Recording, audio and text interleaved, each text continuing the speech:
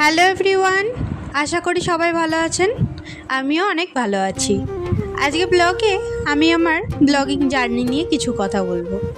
যখন প্রথম ভিডিও শুরু করি তখন অনেকটা ভয় লাগতো, কিন্তু ধীরে ধীরে বুঝলাম নিজের পছন্দের কাজ করলে অন্যের কথা গুরুত্বপূর্ণ নয়।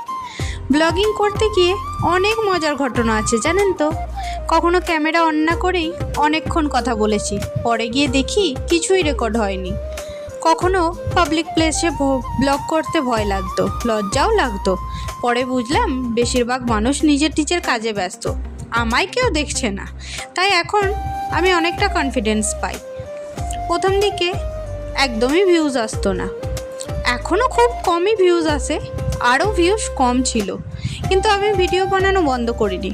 মাঝখানে কদিন বন্ধ করেছিলাম, কিন্তু আপনাদের জন্য আমি আবার ভিডিও বানানোর নতুন করে উৎসাহ পেয়েছি।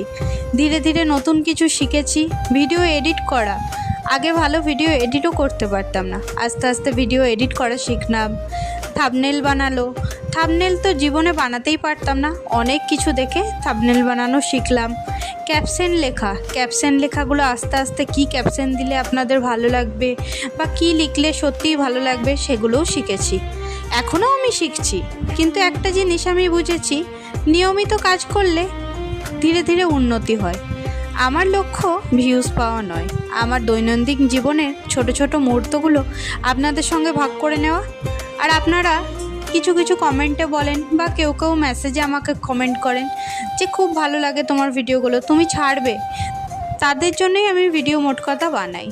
তো যাই হোক, আজকের কিছু কথা বলে আমি আজকের মতো এখানেই শেষ করছি। ভালো থাকবেন, সুস্থ থাকবেন, সাবধানে থাকবেন। ব্লগটা যদি একটুও ভালো লেগে থাকে অবশ্যই একটা লাইক করবেন আর আমার পাশে থাকুন।